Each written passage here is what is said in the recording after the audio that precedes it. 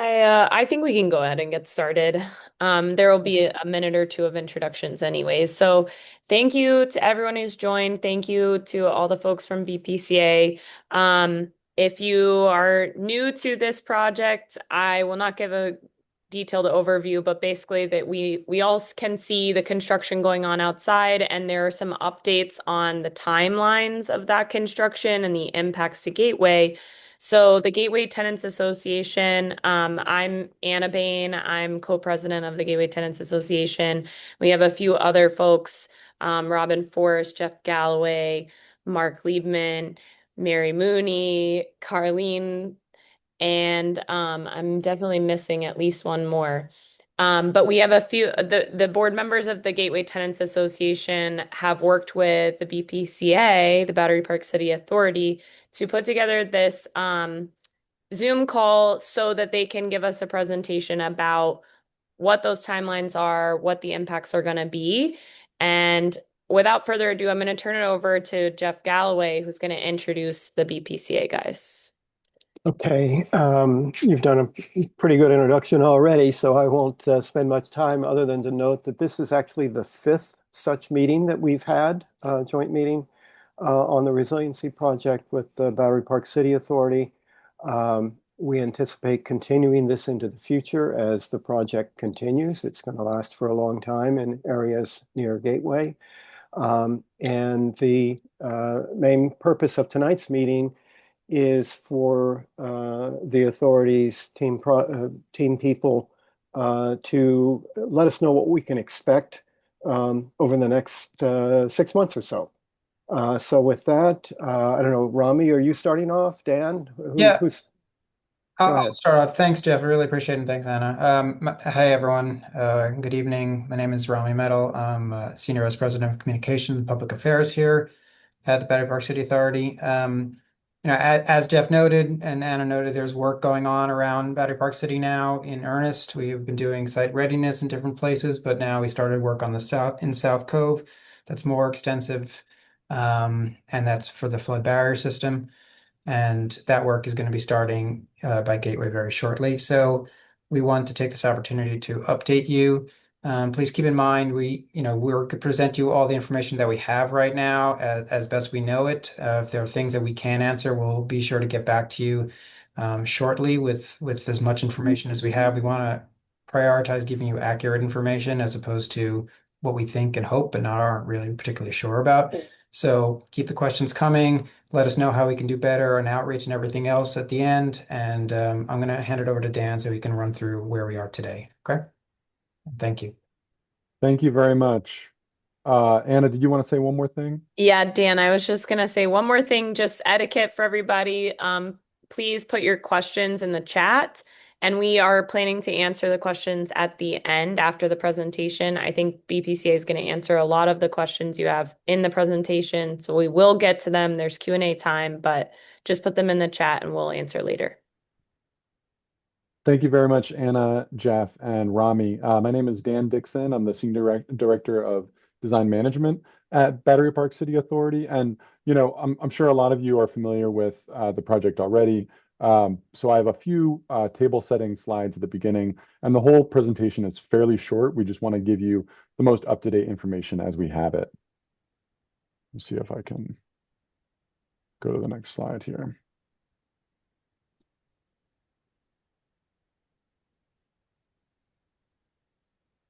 Sorry, let me try to reshare.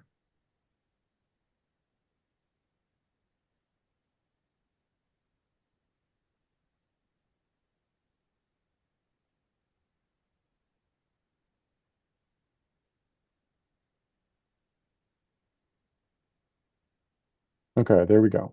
Okay, so we'll start with a brief project overview. Then I'm sure you're all interested in the timeline and phasing updates. Then we'll talk about construction protocols and monitoring briefly before hitting outreach efforts and what's going on around Battery Park City these days. Dan, I think you're not the Oh, slideshow. am I sharing the wrong screen again? Yeah. Sorry, I'm dealing with multiple screens here. You're just giving us a heads up on the next slide. Yeah, exactly. I don't have any notes in here. I'm just trying to make it a bigger screen for you all. Sorry, bear with me.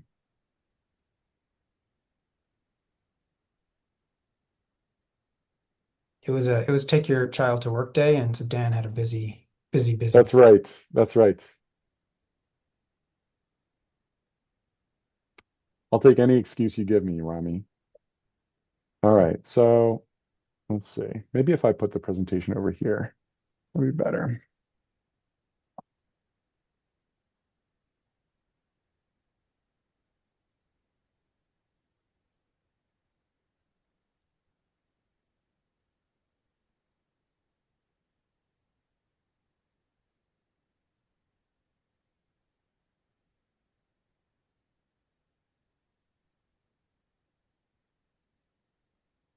Okay, can you all see there? I'm afraid if I put it full screen, the same thing will happen again. So if you'll bear with me, I know this is not full screen, but hopefully you can still all read it and I can zoom in as needed. Yes, we can see it. Um, Okay, great. So to set the table a little bit, I think we all understand the purpose of this project already, but if you're unfamiliar with it, the Lower Manhattan Coastal Resiliency Project has been coming to fruition for more than a decade now, since just after Hurricane Sandy, Superstorm Sandy. The idea is to provide flood protection for all of Lower Manhattan, and you can see the dashed black line on the right side of the page is our floodplain. That's basically if a drop of water falls anywhere within there, it affects the entire region. So it's our responsibility as part of Battery Park City to protect that as part of the larger Lower Manhattan work. You can see what infrastructure and how many people we're protecting within that floodplain. So it's critical. And there's a number of benefits other than just flood protection. The goal is to remove all of Battery Park City out of um, FEMA's area, so that'll reduce insurance costs. I know across the country, some people are not able to get insurance costs to start with at this point. Insurance is kind of a rapidly evolving landscape. So we're hoping to secure Battery Park City's insurance costs for the long term. And we're also taking the advantage of, as we're doing all this work, we have the opportunity to refresh the public realm and provide more landscaping and make our whole neighborhood more resilient as a whole. So just to refresh everyone's to refresh everyone, this is the areas in blue represent the 100-year storm with 2.5 feet of sea level rise. That actually doesn't even include the wave action. So you can see actually Gateway is the one of the lone bright spots within that floodplain. But if there was wave action as well, there would be other areas that would be inundated. And so you can see here, this is the alignment.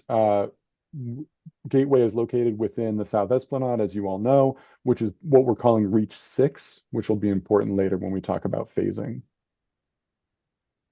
So some people are always curious about the wall height, the proposed wall height versus what's there currently.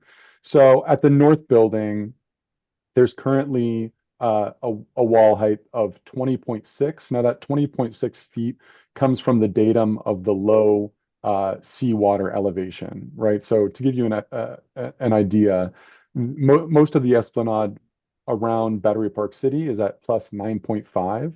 So that current privacy wall is approximately 11 feet taller than the current esplanade. The proposed wall would be just about a foot lower than that at 19 plus 9, 19.5. At the south building, the current wall is 18.2 feet. So the proposed wall would again be 19.5, which is just a little bit more than a foot taller than what's there currently.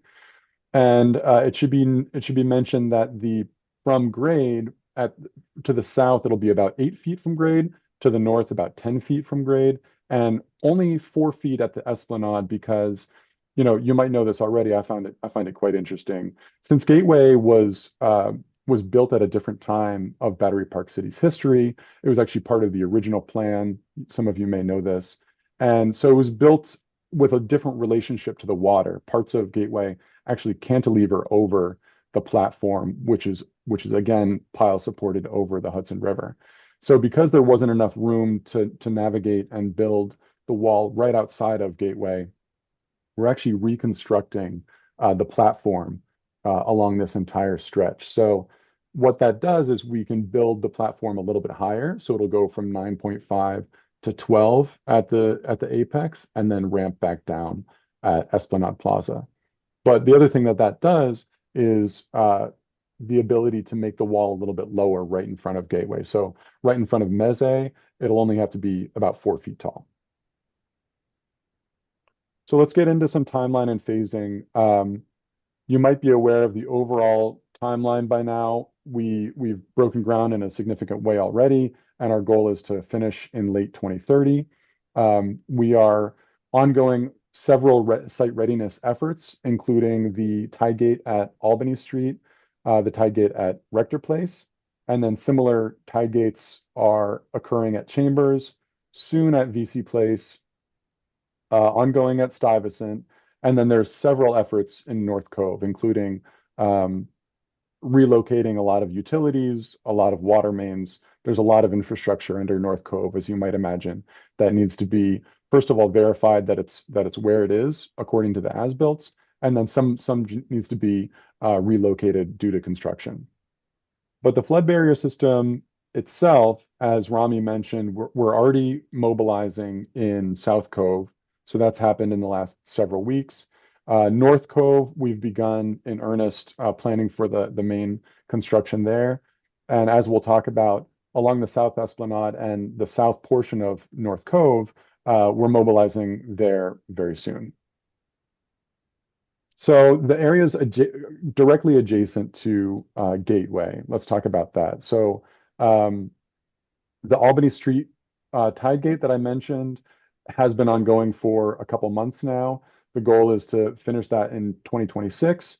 One thing to note here is that since we plan to take the Esplanade Plaza to the northwest of Gateway, the idea is to reopen access to Albany Street. So that was done today, actually, which hopefully is popular among the public. We had closed it because of some complaints from owners within Hudson Tower, but we're happy to report that we've reopened that access, especially as we're having to close down access on Esplanade Plaza. So now people will not have to be reoriented as far south as Rector. They can now access the Esplanade for the time being at Albany Street. So to give some overall timelines right around Gateway, so phase 5E West, sorry, it's kind of a mouthful, but that's the area basically at Esplanade Plaza, the area north of Gateway. That we are going to start mobilizing as of next week. And mobilizing, doesn't mean that construction will necessarily start first thing Monday morning, but you'll start to see some areas being captured by some construction work there. And that area is only slated to last about 21 months. Then there's phase 6A and 6 North. I'll show you a map very shortly about that. But it's basically bifurcated. Half of it is north of Gateway, half of it is the south half of Gateway. The north portion will begin a little bit sooner in a couple months in June. The 6A South portion will begin a few months later at the end of Q3, beginning of Q4. So that's basically early fall. And then 6B, which is a little bit further south from Albany down, won't begin until next summer, as currently slated. So we've received this plan from our construction team. Sorry, it's a little bit illegible. Clearly, someone with a design background did not make this slide, so forgive us for that. But you can see the area northwest of Gateway, which they're calling the TSPC, the Turner SPC site capture, will begin sometime next week. Then you can see in this light green area, we're trying to navigate the current construction work with some ongoing Port Authority upgrades that are happening in the area you might be aware of. So it's kind of a little dance we're doing with them, which unfortunately will have to close down access to the playground and the dog run there. We originally intended to keep that open, but as the logistics as they are, it doesn't seem like that's possible. Likewise, we were hoping to keep the police memorial open, and we're still open to working with people who want to access it. but for the time being, that too, unfortunately, has to be shut. The areas in yellow will remain open for the time being. So we'll maintain access to the retail spaces on the north side of Gateway, which you can see kind of close to that red line, as you might be aware. And then further east, going to Liberty Street, will also be open for the time being. And then talking about Reach 6, so again, this is the South Esplanade. You can see right in front of Gateway Plaza, 6A South and 6A North. 6A North will be as soon as June. 6A South will be a few months later, as I mentioned, probably early fall. And we appreciate your understanding and your patience and flexibility here because we're kind of, things are moving quite quickly. The construction team is always looking for ways that they can become more efficient. So that means maybe starting some areas sooner than we originally planned. They also have to deal with long lead times for some machinery. So when machinery comes available, they want to be able to utilize it quickly. And then just, construction as a whole sometimes is unpredictable. And so, we're happy to share updates as we get them. And this is the current information that we have. So just, I know a lot of people are very interested in how we're conducting air monitoring. You might be aware that we brought on a third-party independent air monitor called Excel Environmental Resources. They were actually recommended by Community Board 1 because of their stellar prior experience on other projects that you can see here. So we want to be as transparent as possible, which is why we brought on that third party monitor, and we want to share updates as soon as they're available. Another reminder also is that construction will proceed according to DOB scheduling, which is weekdays 7 a.m. to 6 p.m. We don't currently envision any nighttime or weekend work in this area, and hopefully the heaviest work will begin after 8 a.m. During the week. And I'll hand it back over to Rami, I think, to talk about outreach. Sure. Great, thanks, Dan. Mm-hmm. So yeah, we've been doing a ton of outreach on this over the course of the last 5 years, but it's really intensified over the last, I don't know, 6 to 8 months. So these are some of the ways that we are trying to get the word out. And I'll just kind of run through it, but I'm happy to have more conversations with folks about what else you think might be helpful. So we have a construction advisory committee that meets basically every other month. I know that there are representatives from Gateway on that. Jeff is on it as well. So we have those updates. And it's really very construction focused. We're going to do postcards. We sent postcards around to, I think, most of the buildings on the south of the marina recently about the South Cove work. And we're going to do a similar postcard in the next couple of days, hopefully, about the upcoming work by Gateway. So you should see that soon. We'll do posters in buildings. We're updating our wayfinding. I know that Mark has been asking questions about this, and there's a lot of obviously changes that people are encountering, and how do you get around here and there, and so we've been kind of taking stock of where the pinch points are and seeing how we can best tell people where they should be going. That's ongoing. And then, we're going to meet with this group again in the fall. I think we'll work with you on what the date is. Beyond that, we have these, I think they're pretty good construction newsletters that go out every 2 weeks. If you see the QR code at the bottom there, I would scan that and sign up. We give as much detail as we can, as much as we know, with like a 2-week look ahead of the work that's going on and that people should expect.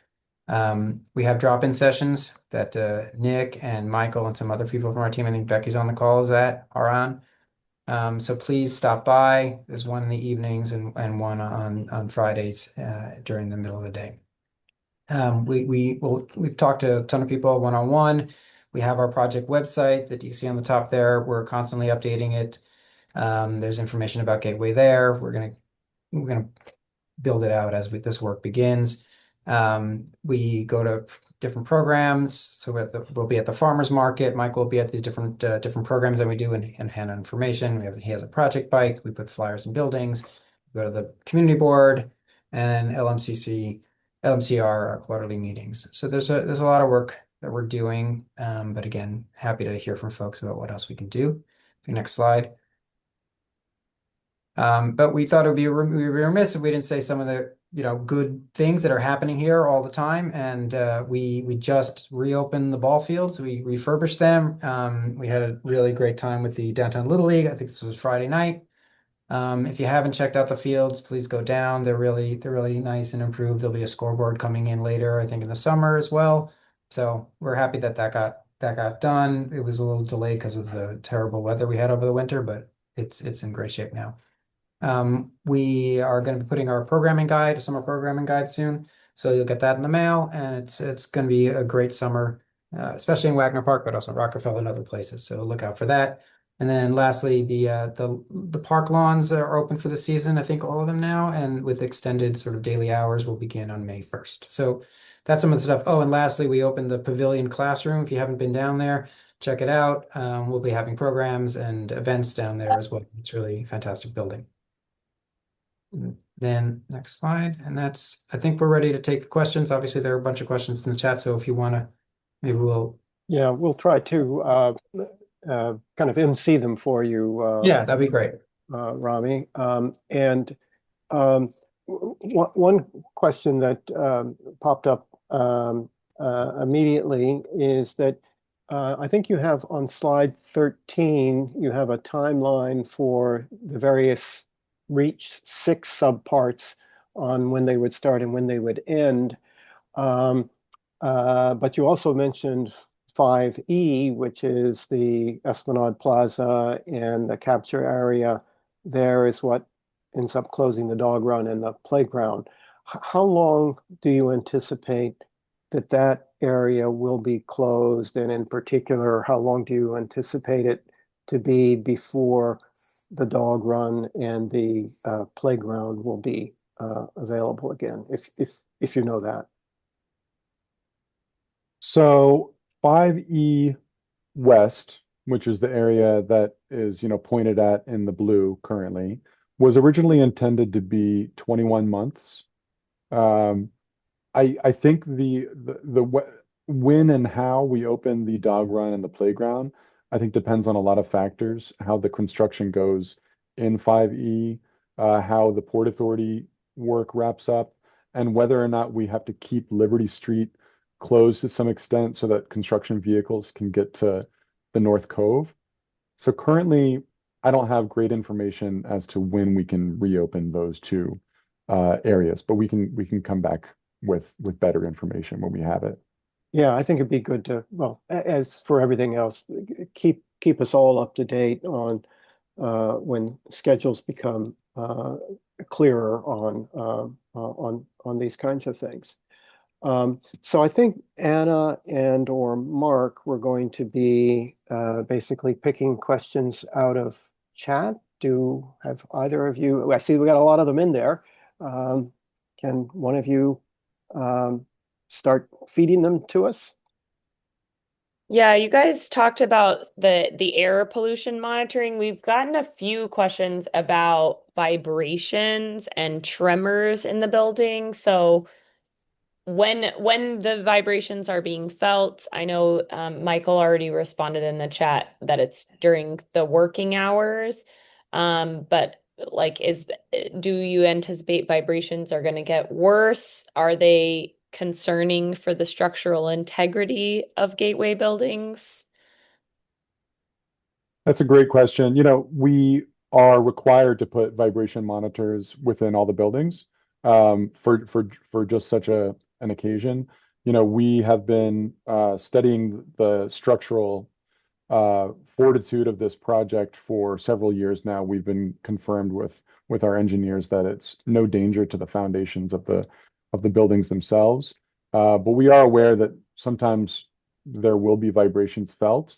If the work it has any parallels with the South project, the most vibration occurred when the piles were being drilled, which is fairly early in the process. Again, if the South is any indication, my guess is mobilization will happen for the first few months, I would say 3, 4 months, And then, excavation and actual pile drilling will begin. And luckily, I think that's a fairly constrained timeline.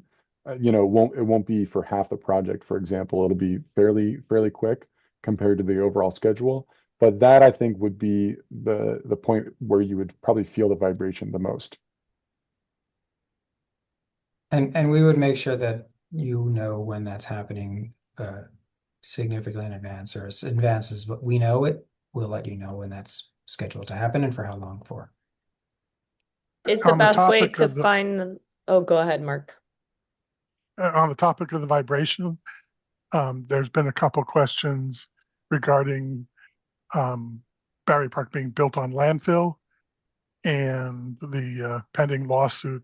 It's part of, I guess, really South Cove, and in particular, some of the um, things that are alleged about the concerns about building on landfill.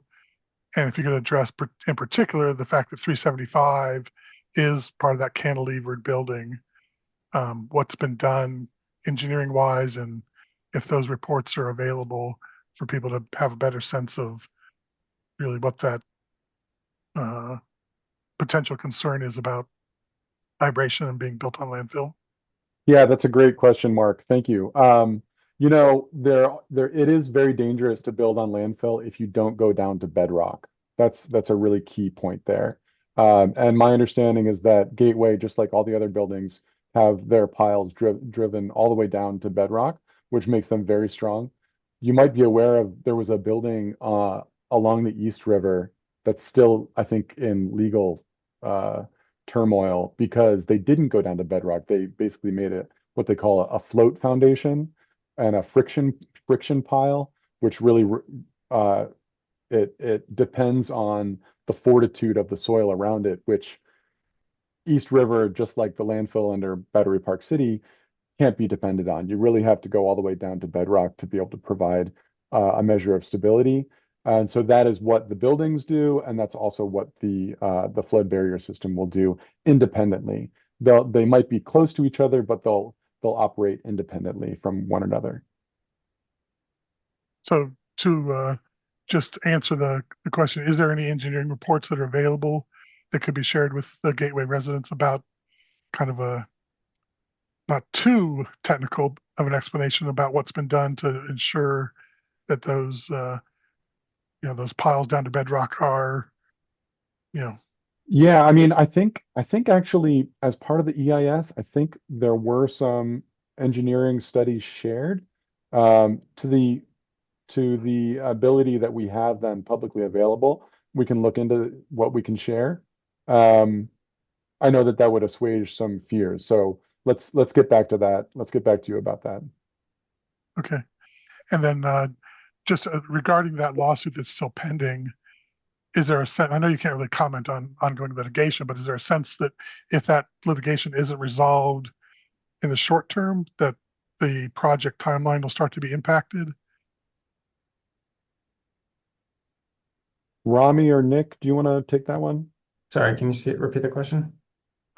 Yeah, regarding the pending litigation, um, my Oh, understanding is that hasn't been resolved, and if it's not resolved, not resolved fairly soon, will the project timeline start to be impacted?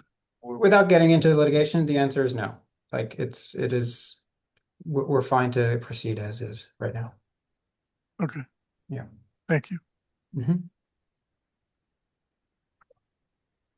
I know one set of questions that we've had has to do with amenities within Gateway and how, such as the swimming pool and the backyard, um, which we call the North Lawn. Both of them are kind of adjacent to the existing privacy wall. And based on the schedule that you showed, it looks like the south part of 6A, that work won't start until end of the summer or beginning of the fall. Um, and so that would seem to sort of answer the question about impact this summer on the pool, since it looks like that work won't begin until the fall.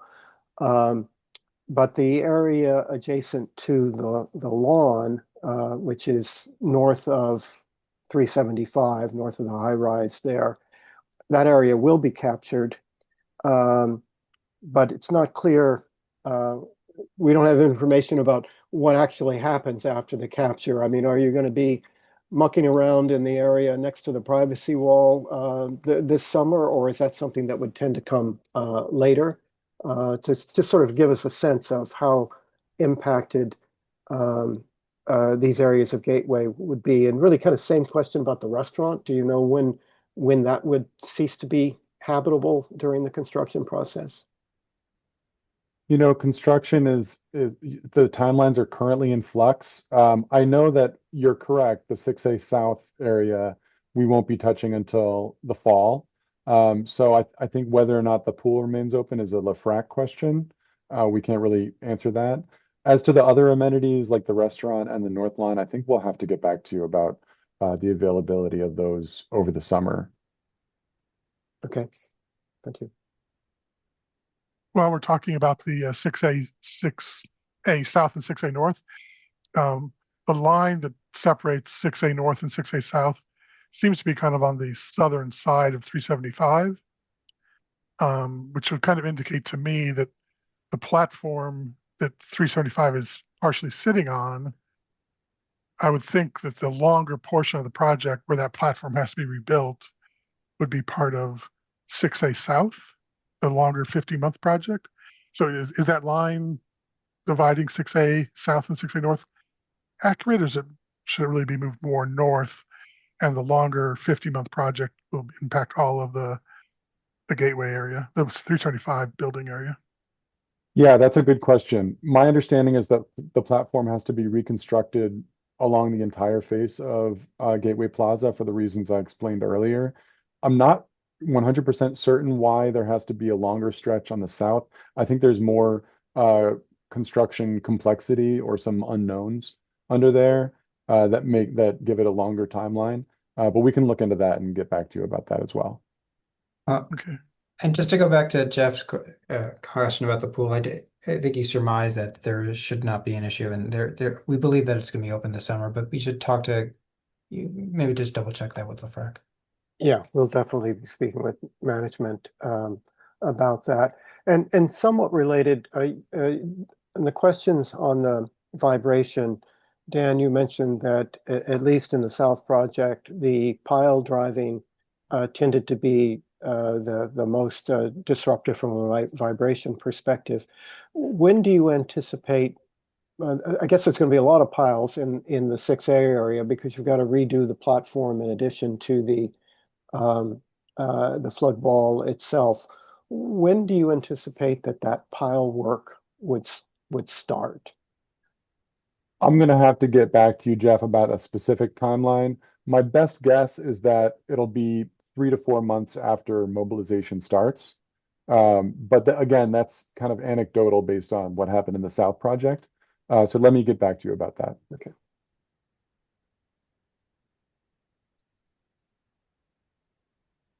So Anna and Mark, I'm still relying on you guys to pick out the questions in the chat.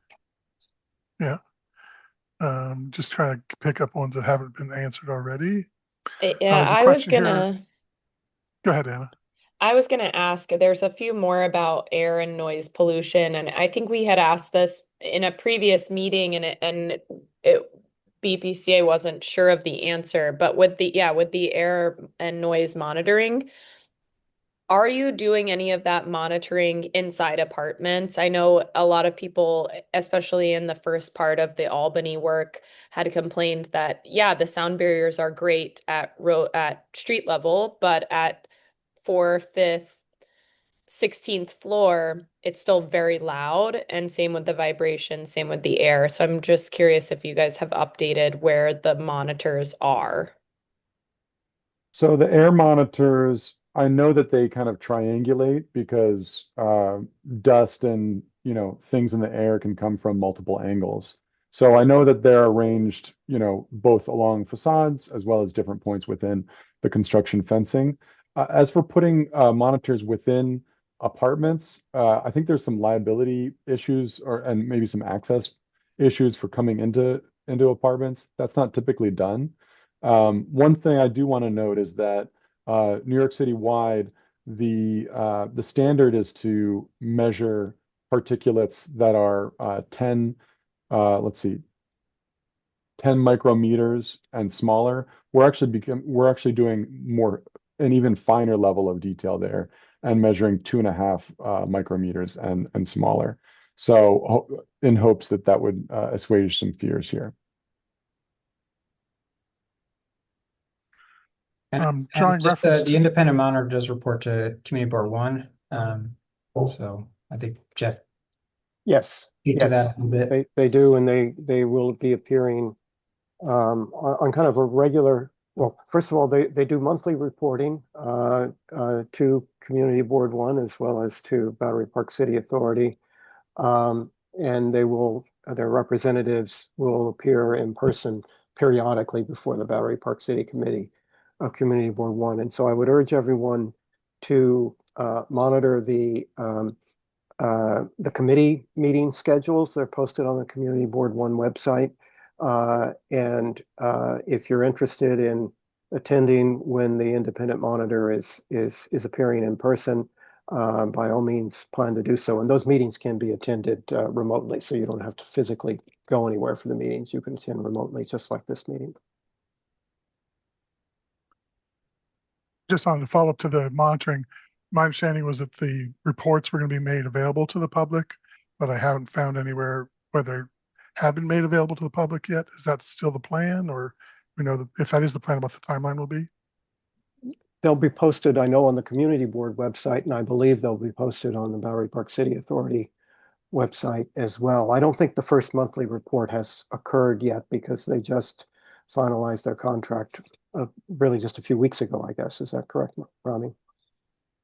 Yeah, it was fairly recent. But it's a good question when the first report will come up, and we'll check in on that with Excel.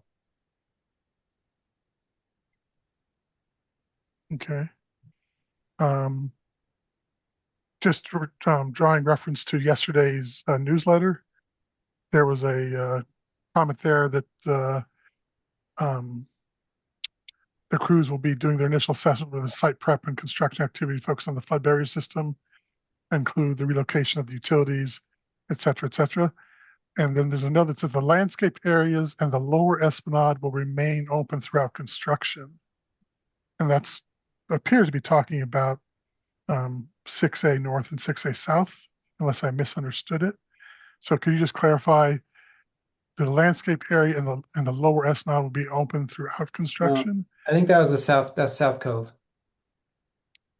Okay. I believe that's we're talking about that's referring to the South Cove section Okay. where where you go to Mary Miss and you can check out the water right there. So that will be remain open, but it kind of dead ends. But everything above that is closed off. Okay. I'll double check and follow up. I'm pretty sure that was posted in the South Esplanade and not the South Cove, but I'll follow up, and if Okay. there's a correction that needs to be made, I'll let you know. Okay, thanks. Kind of similar question, just to clarify again about the timelines and what access we will have. Someone specifically asked, like, when will we no longer be able to leave Gateway out the back, out that exit where Meze is, or out the exit where the pool is, and the Esplanade will fully be blocked off. Is the best you can give us summer? Well, on 6A North, I think June can be more accurate than just summer. That's what we're hearing now. As far as 6A South, until early fall. So I would say September, conservatively there. Okay. So like, for example, people with dogs, you could still go out the pool side gate and walk south on the Esplanade up until probably sometime in the fall. Yes, that's the current information. Yes. Okay. Although, Anna, we should check that with management because they may choose to close it earlier rather than later. But it looks like as far as the project construction goes, there's no reason why it couldn't continue to be open at that time. Okay. True. We have a question about the July 4th viewing of fireworks. that typically occurs annually, and just trying to understand if BPCA has an understanding of what the situation will be this year. And I'm not sure if Macy's will be on the Hudson River or the East River this year, but if you're aware of what that will be, if you could maybe share information about the crowds that typically flood into Battery Park for the fireworks. And Mark, why don't we expand that to really the Sale 250 as well, which is occurring at roughly that same uh, time. And in the past, certainly lots of crowds have descended upon the Esplanade. And I guess, what's Battery Park City Authority's plan in terms of, managing those crowds and directing them to where they can actually be? I guess I'll quickly speak to this. I don't know if Dan or Nick have anything to add, but it's going to be a very busy summer here. In 250 and Fourth and Sale Fourth. There are going to be a lot of we're going to be part of the sort of the group that helps navigate and helps people navigate, but there'll be other NYPD will be here as well, and other organizations. The Port Authority will play a big role because of those events. So we're all kind of coordinating now to see how best to people can navigate in the neighborhood once those things are happening, because it's going to be a lot of people. Yeah, World Cup as well. A lot of people will be coming in there. It's going to be the 25th anniversary of 9/11 too, later in the year. So it'll be very busy, to Rami's point. We got a few questions about the suddenness of some of these changes to the timelines, both for the dog park and Pump House Park, and then also just in general, like the South Esplanade area previously being spring 2027, now moved up to very soon. Can you give us any context on why that happened? Uh, you know, to some degree, when you manage a design build project, which this is, you have a little bit less control over the schedule. Our contractors have bought this project now, and it's their responsibility to deliver it on time and on budget. And I think, as I alluded to briefly earlier, sometimes they find efficiencies in the schedule where it makes sense to start one phase a little bit earlier than previously thought. We understand that that's a very frustrating thing to plan around. We're frustrated as well. So we're trying to give you as much information as we get it when we get it. But we understand that it's a very frustrating situation to be in, to have changing information relayed. So apologies for that, and we'll be diligent in giving it as much information as we can when we get it. I would also, I mean, just note, not everyone is in every meeting, and that's perfectly understandable. There are a lot of them, but I think I don't know if Jeff, if you recall, if it was the March 11th meeting that we had with the whole community or one of the others, we did lay out that work would be starting here um, shortly, and I think we said May. So, I don't know if that was the CAC or this, but or the March 11th meeting, but we did share that before today. But to Dan's point, we share information once we have it, and sometimes that's not as much notice as everyone is comfortable with. Yeah, yes, you did share it at that time. I also don't remember which of the early March meetings it was, but that's in fact one of the reasons that we decided to schedule this meeting now, because we realized when we heard those dates in early March, they were different from the most recent previously reported dates. And we appreciate being able to schedule this meeting so quickly to address the changes in the schedule. I see we continue to get questions in the chat about the vibration issue. And one of the questions asked is, to what extent has there been history either in the South Project or the South Cove where residents, how have residents experienced the vibration in, I guess there has not been any pile driving yet in the South Cove, but there was certainly some in the South Project. Um, Uh, has there been any damage to any apartment structures in the earlier exercise? And you know, in terms of, you know, has that kind of thing been experienced so far? And if so, what was it? One of the questions we're getting. Yeah, I'll speak to the South project. As you may know, the alignment goes right around the Museum of Jewish Heritage, which has some very prized exhibits. So they were very concerned with the vibration down there. We were very happy to report that despite the significant pile work and the rest of the project, that there was no damage to any of the exhibits that are very fragile. And so we're very keen on that. Likewise, in the Northwest project, we the alignment runs fairly close to a lot of residential buildings. So we're very sensitive to that, and we'll maintain a very keen eye on vibration to that extent as well. Okay, thank you.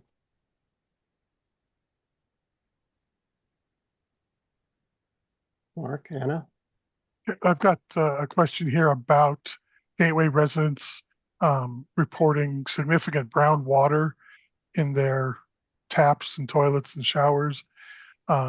Management's reporting that that's due to water service being shut down and sediment creeping or sediment rising or somehow getting into the system. And apparently explaining that it's part of the resiliency project. I'm not sure what the connection is there, but could you maybe address that comment and let us know what we can expect in terms of the frequency of any water service shutdowns that would be impacting the gateway water service? I'll just I quickly say, Yeah, go ahead, first Rami. Yeah. time, no, I mean, it's the first time I'm hearing this comment, and I'm not aware of any water shutdowns. Dan, have you heard No, I anything? wasn't privy to that either. Happy to take this down and forward that to me, send an email to me or to Michael or whoever, and we'll see what we can find out. But it's the first we're hearing of it, so Yeah, I think Gateway Management was attributing some of the brown water issues at Gateway to work that was going on with in connection with the tide gate work on Albany Street. I don't know if water had been periodically shut down early in that project or not. Um, but we'll get to the sort of the specific question and, you know, the issue and the explanation that we got from Gateway Management and see what your reaction is to that. sure. And we're in touch with DEP, and we can run things down. I again, nothing comes to mind, but happy to check it out.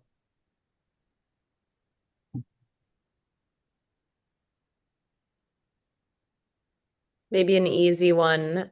Someone just wanted to confirm, will Meze definitely be closed? Will the restaurant be closed? And if so, do you know the timeline?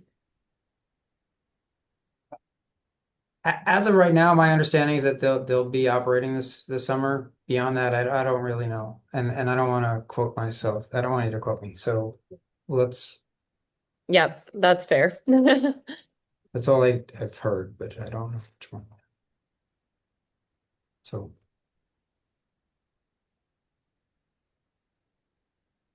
If Some someone, folks, if someone in their apartment feels that the vibrations are unbearable or the noise is unbearable and they believe that it may be in excess of whatever the legal requirements are, who should they contact to voice their complaints? Is this something that should go to Michael, or what's the best way to yeah. voice concerns? Immediate concerns, questions like that should go to Michael. He's plugged in on the ground, and he sends everything to us as well. But I would talk to Michael. I don't know. I think people have different ideas of what excessive is and what excessive of legal Yes. regulations are, and I think that for most people, most pile driving is too much, and all the noise is unbearable, and they're not usually not wrong. That doesn't necessarily mean that usually doesn't mean that that's in excess of any regulation, but it's fine to reach out, obviously, if people are concerned, and that's why we have the vibration monitors, and that's why we have Excel, and that's why we have Michael to field those. So just let us know. But I think that's we ought to be honest. It's going to be loud during that time frame, um, and it might feel like it's louder than it ought to be, but it might just be loud because that's what it is. And would similarly, if people think that construction is starting before 7 a.m., um, is Michael the route to voice those concerns to? Yes, but yes, I mean the work is not supposed to start before those hours that we posted earlier. But just so you know, like crews show up earlier than that, and sometimes they have the beeping trucks because they're backing up in the need for safety. And so you'll see there might be noise from mobilization some days that are earlier because people have to get there. But the work itself is not supposed to begin before then. And if it does, please let us know. But just understand that what you might hear in the beeping or whatever is not the work. It's people getting to work and getting Can ready. can I jump in for a moment, Jeff, Robin. Anna? Sure, Uh, Robin. I wanted to talk a little bit about the construction process and because we're such a dense residential community, the noise implications for residents is going to be huge, as you know. What, if any, noise mitigation measures are you and your contractors taking to try to reduce the amount of noise that will come from things like pile driving and other construction activities? We have sound blankets that will be rolled out and placed on all the Department of Buildings fencing that will be around the construction sites. Um, we understand that that does actually have a significant impact um, on lowering the amount of sound. We're happy to work with buildings to figure out what other strategies we might employ if sound continues to be an issue. Dan, going back some years, primarily at the World Trade Center site, with the volume of work, and it's something, as many of you know, I was quite involved with. There, the beeping, the backup alarms, which are critical from a safety standpoint, but incredibly annoying from a living standpoint. There is equipment out there. I have lost touch with the state of the art on that, but that the beeping volume and approach can be modified so that it's not that horrible sound.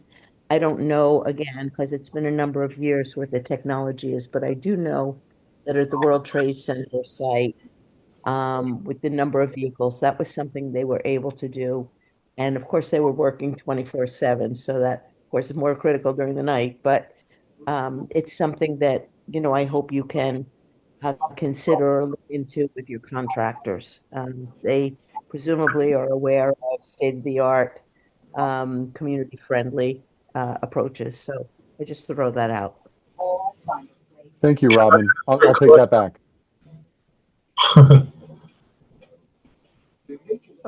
Walter, did you have a question? Your hand was Yeah, raised there. so I'm just wondering, will for Gateway North and South, is the Esplanade going to be closed for, it seems like, 2.5 to 4 years? That's right. So the whole area will be closed for 2.5 to 4 years. Yeah, currently we're expecting 6A North to be 29 months, so yeah, just under 2.5 years, and South 50 months, so just over 4 years. That's right. And then they were saying something about Liberty Street might be closed from time to time. Will that impact cars that need to get out of the garage at Gateway? So my understanding is that Liberty Street will be a key access point for construction vehicles throughout North Cove construction. Right. Um, any vehicles that need to also access that area other than construction vehicles, my understanding is that they would be allowed in and flagged if as needed. Well, I mean, they could go out Albany Avenue too, right? I'm sorry, construction vehicles or I other mean, just vehicles? regular vehicles. I mean, my question is regular vehicles that are in the gateway garage aren't going to have any problem accessing the garage or getting in and out, correct? To my knowledge, that's correct. Yeah. And um, my last question is the 6A North, uh, you think it'll start this fall around September, October, November, what, or something around then?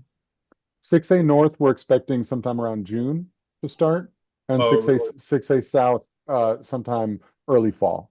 So they start by taking the trees down and everything? That's usually one of the first parts of Yeah. mobilizing. Okay. Okay. Thank you very much. Yeah. Mhm. A related question that came in while Walter was asking his is in terms of vehicle access and so forth, is regarding Albany Street between South End and the Esplanade. A few parking spaces have been taken away, but cars are still allowed to park on most of Albany Street there.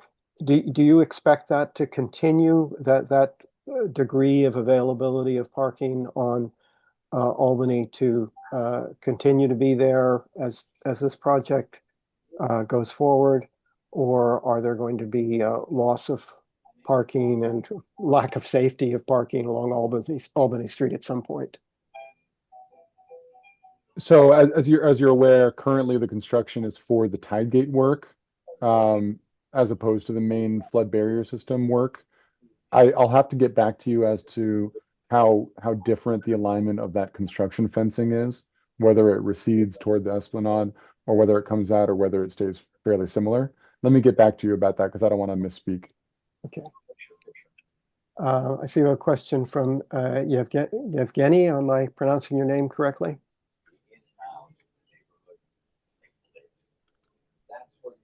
I've asked them to put it in the chat. Oh, okay. We'll see. Look, But in the looks like we have, meantime, I think we did So, also. yeah, I did have a quick question about the fencing. I know the construction schedule, we have a ballpark idea of when that's happening. When do the fences go in directly in front of the Esplanade, in front of Gateway on the Esplanade? So the fencing would be one of the very first stages of mobilization. So the schedule that we're showing now would be approximately when the fencing would go up. So if you have a June start, the first thing that happens is fencing and the actual construction would follow soon after. That's right. So, I'd have to get back to you about the exact order of operations there, but probably the fencing will be one of the first things. And then what they do is typically clear the space, some surface demolition, lighter construction work before the main flood barrier system flood wall construction starts. Got it. And is it the same height fences as we've seen near Brookfield, or would those sizes vary potentially? It'll be 8 foot Department of Building standard fencing typically. Got it. And last question, where is that actual fencing going? Is it in the middle of the walkway? Is it closer to the water or closer to, let's say, the restaurant? Where does it go exactly? Let me get back to you with a more detailed plan that zooms in on exactly where that fencing will be. I don't want to misspeak, but the idea is to protect the facade, so the fencing will go fairly close to the facade there, But while maintaining egress, of course. Dan, wherever the fencing is, it will, as I understood it, it will basically block pedestrian access north-south in that section. Is that correct? That's right. That's right. Access to the esplanade will have to be blocked there. I have a couple questions about kind of the finances around this and questions about if Gateway Management is being compensated or there's any reduction in the fees they pay to BPCA, and if so, should our tenants expect some type of concessions or rebates as part of that that gets passed on to LaFrac? Uh, Rami, do you want to take that one? I mean, there's nothing to, we can't really answer that. I know that have been side conversations with other folks on our team and Gateway folks in LaFrac, so I would leave it to those folks to answer. But if you want, I'm happy to take the question back. But no one on this team has worked on that sort of thing. How would we get an answer to that question? I'm gonna bring it to our legal and other folks who've been engaging with some of the buildings on that, and let them know that this came up. Thank you.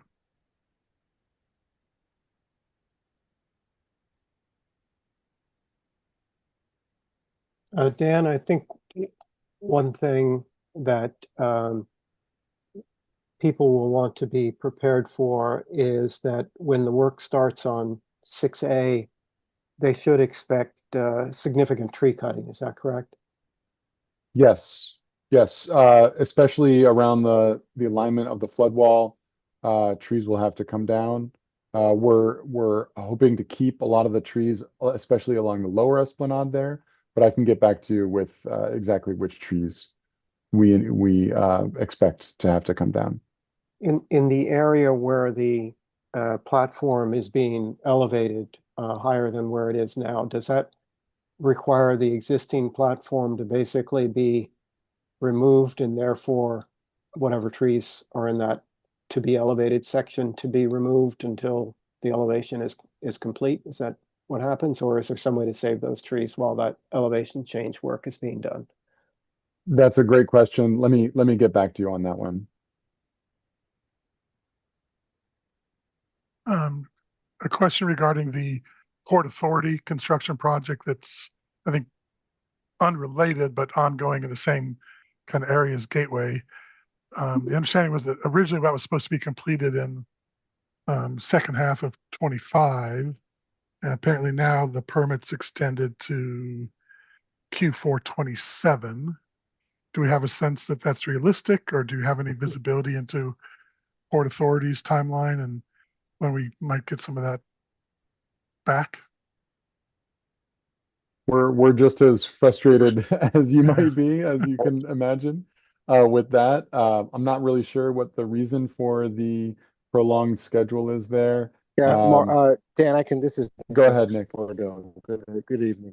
Hey, I could take that one very briefly. First, Mark, good evening. To answer your question, we're checking with the Port Authority. That work remains on schedule to be completed next year in 2027. For the benefit of the group who have not been following or may not have been following closely, that's the river water pump station. It's the water that cools the system that feeds the World Trade Center. The Port Authority's infrastructure is right underneath Kelsky Plaza. They were originally supposed to complete that work to kind of just refurbish it. Now that we're here, he actually has, he comes home, he had to pick her up. We lost Nick on that, but I can. Yeah. You know why? If you know the history, go for it. Yeah, I do. The Port Authority did present to the Battery Park City Committee on this project, and as Nick was just starting to say, and I think Nick was present at that presentation, when the Port Authority got underground there in these huge caverns that held the water that goes to the Trade Center for cooling, they found significant deterioration, and they basically had to redo the entire underground structure there, and that's why it's taking about 2 years longer than they expected it to take. But as I understand it, they are now on schedule to complete in 2027.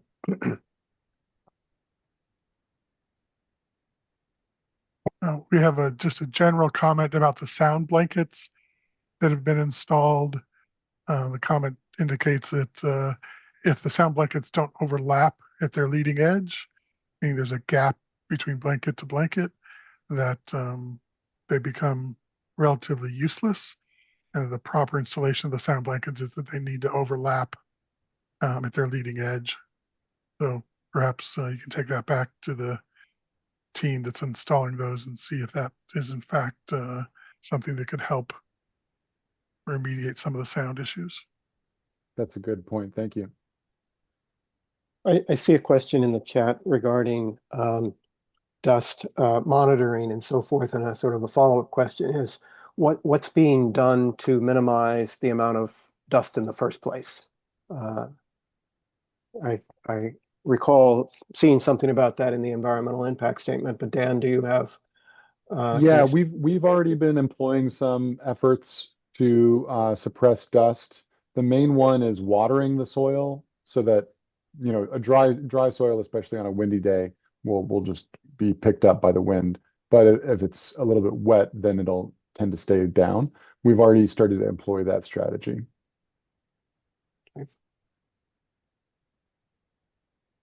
And just a couple comments for people who have perhaps joined late. This is a recorded session, and we will be making the session available. So for those of you who joined late, we will be making it available on the website, and we'll ask that Dan provide the slide deck as well. Of course. I see another environmental issue, one of my favorite ones, has cropped up in the chat, and that is rodent control. As we all know, we have a lot of neighbors that are rodents, and whenever there's a construction project, they seem to want to come out and find new homes. Is there a plan in place to address this? And if so, can you describe it? So I know that pest control was bought as part of the project. I'll have to get back to you about the details exactly as to what that entails. Okay. Just as a FYI, for those of you who perhaps have walked along Albany Street, there is very significant evidence of rodent control efforts all along Albany Street. So I haven't heard anybody indicating that there's a problem. I do see a lot of rodent traps. So hopefully that's all good news, and that'll continue throughout the project. Not such good news for the rats, maybe, but for the rest of us. Everything's relative, right? Yeah.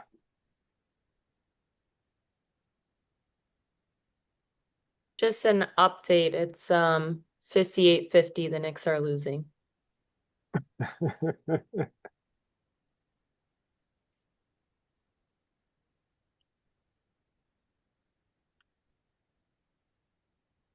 Joanna and Mark, are you seeing questions? There are a few more questions asking for specifics about the Esplanade closures. I think for the most part, we've covered those already. So I would suggest just taking a look back at the summary. But generally, if you look at the screen here, it's closing 6A. One more question? Yeah.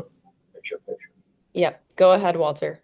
Thank you. So, you know, these kind of meetings, will they be, you know, regular, and you guys will keep us updated, and we'll just take it as it comes? So what? Go ahead and speak to that, Rami. Yeah, no, thanks, Walter. You know, as I said at the top, that we're happy we're going to come back in the fall, and we've had regular meetings with you guys, of course. If like, look, once the work starts in June or whatever, and you want to have a conversation with us, you know, at the end of June or something like that, we'll work with you if you feel like it's useful and we have a lot of questions. We'll make this work. So I don't know about the summer, if folks are around, not around. We're around, at least some of us most of the time. But we want to be for you and want to be able to get your questions answered. I just mean, like, you know, like just say on the north of Gateway, okay, the pile driving's almost finished now, then we're gonna do this. and then we're gonna, I mean, like babysit us and kind of walk us along, because No, no, Walter, that's a good, I lived outside a building at 245 East North 94th being built for that in Carnegie Park. It took 2 years, and I'm quite familiar with pile driving. But I think I think if the communication stays open and people know what's going on, that'll be a lot easier for everybody to get through this. Like this is going to be, we think, like 2 more months, and then this is going to happen. Kind of like, because even though you guys can say all this stuff and everything, we still have basically no idea how it's going to happen or what's going to happen. It's Yeah, I think I would like to just say one more thing, which is I think the communication over the next couple of months is very important, particularly since they were fairly dramatic changes in the timeline and the impact on this community in particular. So I would be a fan and very supportive of keeping the dialogue open. Battery Park City Authority has been tremendous in this effort, and I hope that you will continue because it's important and lives will be affected and not all for good. The one other thing I wanted to say, and this is sort of based on my own experience, the early beeping and the early showing up of construction workers at construction sites is something that should probably be well managed by the people managing the project. There's not really a good reason that they should be starting before the approved time. And to the extent possible, which we've done in the past in Battery Park City, to, as I think you're trying to do, not allow noisy work before 8 a.m. to the extent possible. Sometimes it will not be helped, but I would suggest that and hope that you'll be able to make some accommodation for that. And thank you so much. I'd like to say, could I intervene here for 1 second, please? Really quick, for those of you who are still listening. I am on the 5th floor overlooking Albany Street. Literally, I have my coffee every morning with these, looking out over these guys. The beeping is mostly early morning when those big trucks come in with all their stuff, unload. And from then on, there's really not very much noise. Now, I don't know what it's going to be up when they hit the Esplanade, but Albany Street has not been disruptive to me or the people that I know that may be up on the 30th floor. I don't know, but down here, it's not. And they're usually done by 2:33, and it's very quiet from then on. Yeah. Very little activity. They dig every once in a while. They have to dig a hole that makes a little noise, but it's not all day. So I just wanted to let people know at Albany Street, it's not really that bad that I can tell. Thank you. That's good to hear, Carlene. And I think back to Walter, the beeping, it's in terms of the early morning deliveries. I mean, to some extent, it's on the part of the project team to convey to the contractors that they're going to be here a long time. They're effectively our neighbors, and they need to act like neighbors, and just use some common sense to minimize the early morning noise. That they just should be sent. Sometimes it's unavoidable, but to the extent that it is avoidable, they should make an effort to avoid it. And Walter, on your point of continued meetings, yeah, from the Tenants Association's perspective, and I think this is shared by the Battery Park City Authority, we are planning roughly 6-month intervals to have these kinds of meetings, because can I say something? Just sure, go ahead. I think in the beginning, if it could be a little more often, it'll reduce the stress on everybody. Okay. Keep in mind that good point, and maybe we will. Keep in mind also, you can see on the slide that's up on the screen, that they do have twice a week drop-in sessions where you can, the closest one to Gateway is at 200 Rector, which are basically 5 to 6 p.m. Every Tuesday, and on Fridays at River Terrace. And this is a good opportunity to come in and, voice concerns, ask questions about what's next, and so forth. So these are just, walk-in kinds of things that anybody can come to. That's great. And just to follow up on what Jeff shared, and what Walter is asking about the ongoing communications, there was a comment earlier about kind of the shift in the schedule from that March 5th or March 11th meeting. The association does make a concerted effort to get that information out to our residents. And we did put out in a news bulletin as soon as we were aware that that time shifted. So about 6 weeks ago. In addition to the 2-week newsletter that BPCA puts out, we put out a newsletter once a month. We have the in-person Let's Talk sessions once a month. So I think if people kind of keep in mind all of the different points at which some information is available, I think between the BPCA and the Tennis Association and CB1, there really has been a lot of effort made to make sure everybody's informed. And so I think it's just maybe helping educate one another on where all that information is and how to access it. I find the 2-week newsletter to be very helpful because it does give that look ahead about, hey, here's what you can expect in the next 2 weeks, and here's what's going on. And then, like I said, we put out newsletters and emails and update the Gateway website with that information as well. So, yeah, that's great. Yeah.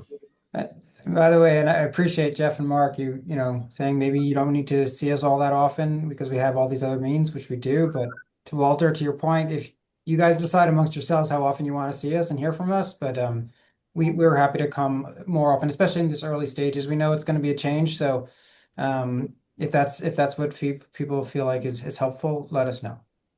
Yeah, I mean, it's really hard when you've lived here for, like a long time, like, 20 something years, and then, and you see the trees being taken down and stuff like that. It's an emotional thing. Yeah, it is. Okay, Anna and Mark, have we?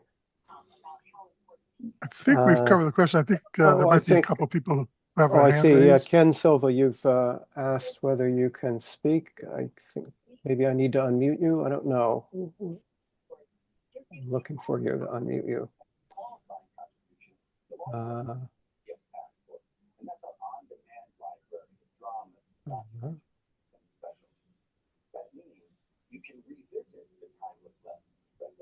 I can't find you.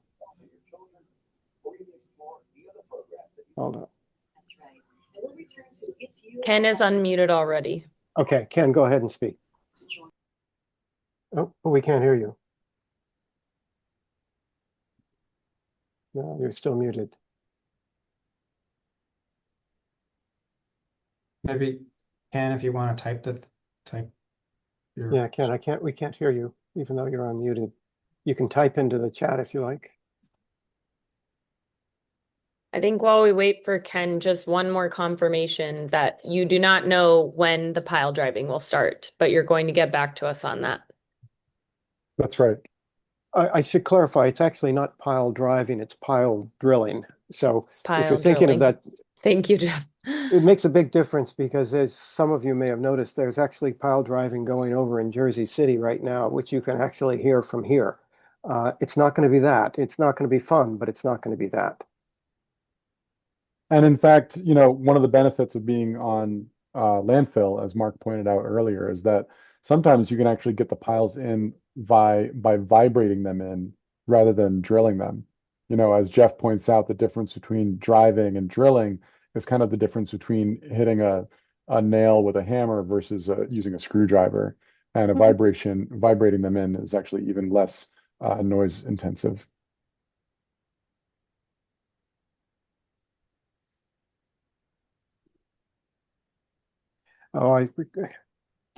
So here's Ken's comment. It took approximately 7 years to build a new World Trade Center, and now 6A will take 50 months. And I don't know if, Ken, you're talking about 50 months being too quick or too slow in comparison to the Trade Center.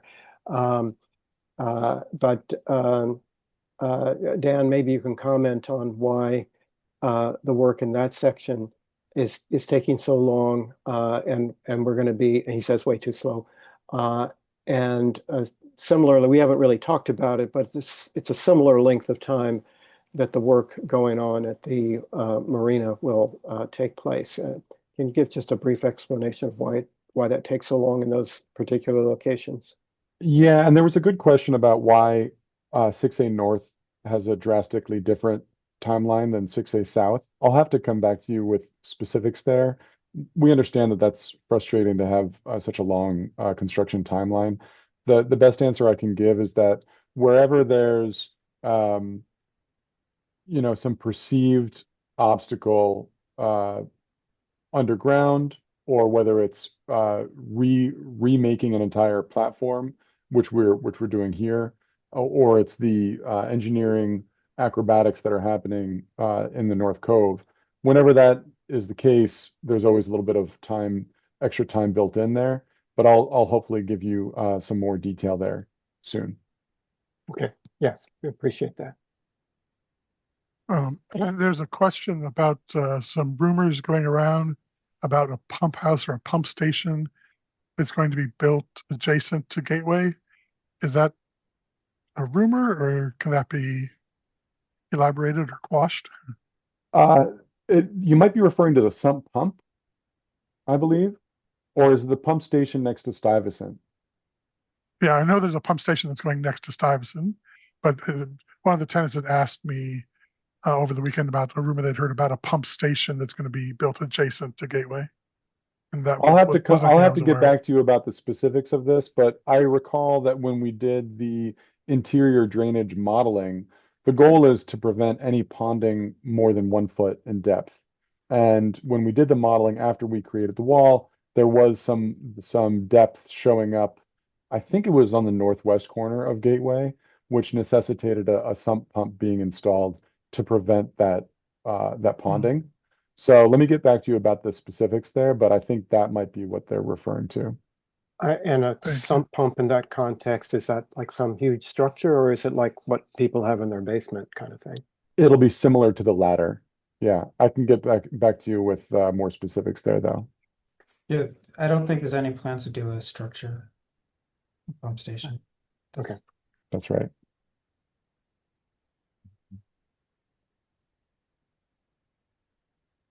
Looks like we're about to wrap up. Before we wrap up, I just to take this opportunity on behalf of BPCA to thank Rami and Dan and Nick and Michael. But while we have everybody here, I also want to make a plea for the Gateway tenants to fill out the BPCA retail survey that's ongoing right now. I'm going to put it in the chat, and we'd like everybody to share input on what else we'd like to see BPCA doing to help bring different retail opportunities into the Battery Park City. So if you haven't yet taken that survey, I would appreciate if you would.